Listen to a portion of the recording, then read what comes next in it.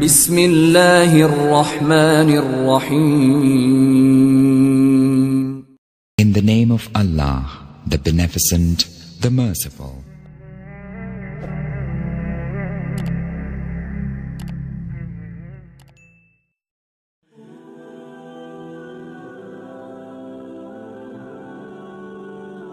Overall, the world status of Arabs prior to Islam was nothing to boast about. At best, they deserved a mention only in the footnotes section of a historical study of the era. The political and legal structure of Arab societies was in course. The belief system was absurd. At the best of times, they were no better than underlings of either the Persian Empire or Roman Empire. Arabs glorified and blindly followed the religion of their fathers and grandfathers, no matter how misguided or superstitious their beliefs were. And so they faithfully worshipped idols. Every tribe had its own idol. Hudayl ibn Mudrika worshipped Su'a. The tribe of Kalb worshipped Wad. Mudaj worshipped Yaghuth. Khayawan worshipped Ya'uq. And Himyar worshipped Nasr. Both the Khuza'a and Quraysh tribes worshipped Isaf and Naila. The idol Manat was situated on the seashore and was glorified by all Arabs in general and by the Aus and Khazraj tribes in particular. The idol Allat was in Thaqif and Al-Uzza was situated above Dhat. Ariq, these latter two idols were considered by the Quraysh to be the greatest of idols.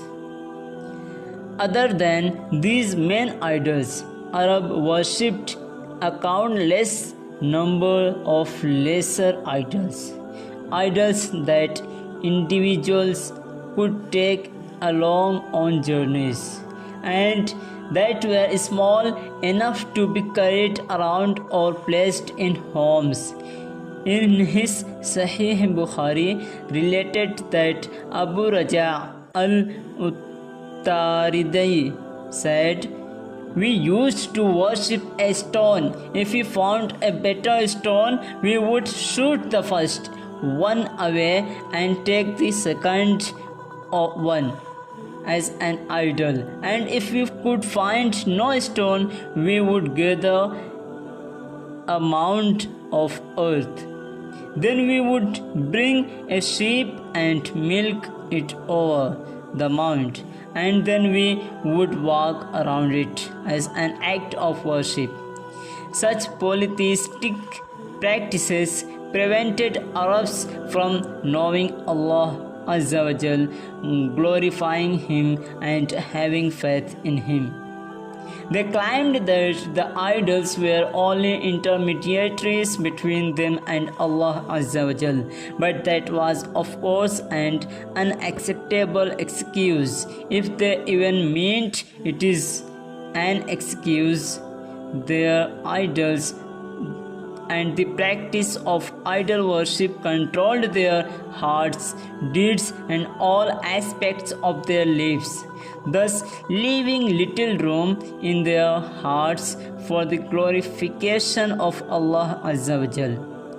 Allah Azza wa Jal said in the Holy Quran, "It is only those who listen to the Messenger of Allah, Prophet Muhammad sallallahu alaihi wasallam, will respond, benefit from it.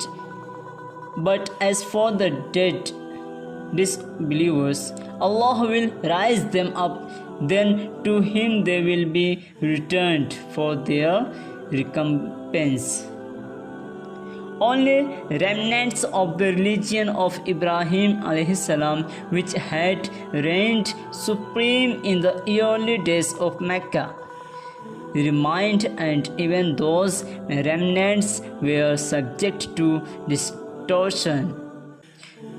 True Arabs performed pilgrimage to Mecca, but they come to worship idols, and the pilgrimage season was a time not to pity but of mutual boasting over worldly glories. As for the purely monotheistic beliefs of Ibrahim alayhi salam, Arabs added superstition and falsehood to them, thus making it very hard to see in the new belief the original teachings of Islamic monotheism. And as such, Arabs had cut off all religious ties to Ibrahim alayhi salam. In fact, they were closest in their beliefs and practices not to the people of the book, but to the polytheistic Brahmins and Buddhists of India.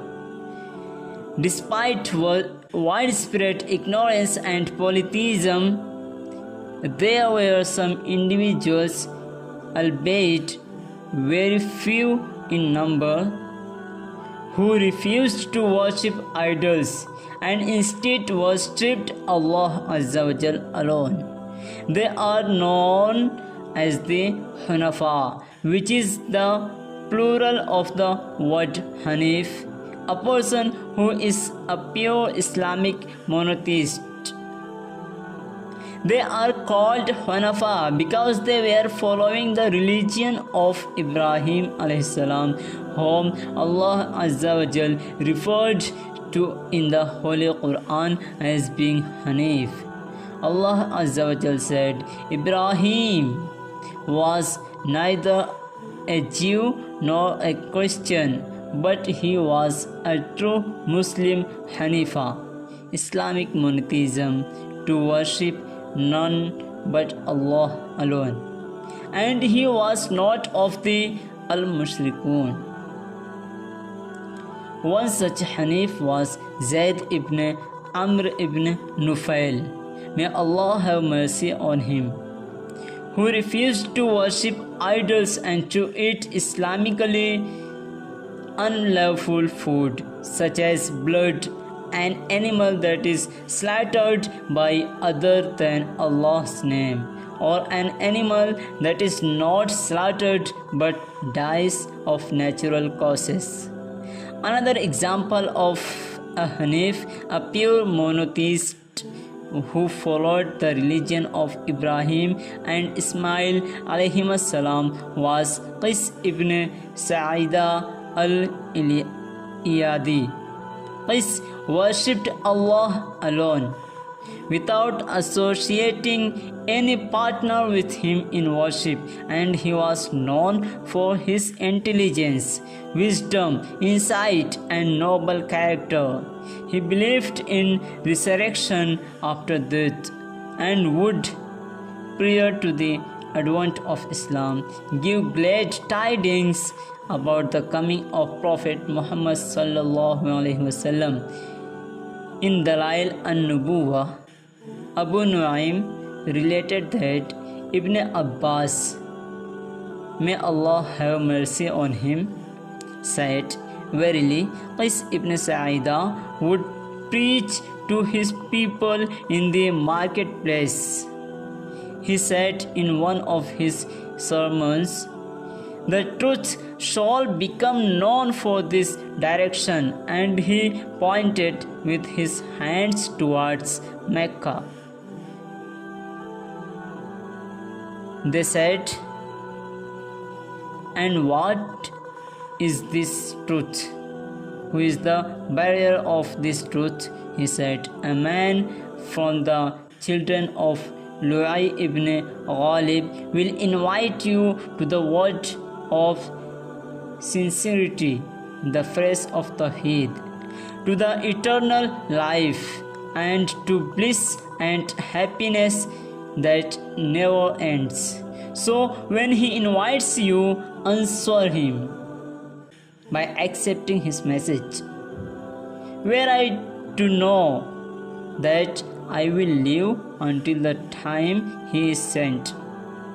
I would consequently know that I will be the first who will hasten to Him in order to become a follower by accepting the message of that messenger. Qais did end up being a contemporary of the Prophet, peace be upon him, but he died before the Prophet, peace be upon him, received revelation for the first time. Some Arabs became Christians, others became Jews, but neither Christianity nor Judaism had a substantial number of followers in the Arabian Peninsula. For that matter, even planet worship, the Magianism, caught on to a very limited degree among Arabs. Despite the presence of minority religious groups in the Arabian Peninsula, the vast majority of Arabs were, until the advent of Islam, die-hard idol worshippers.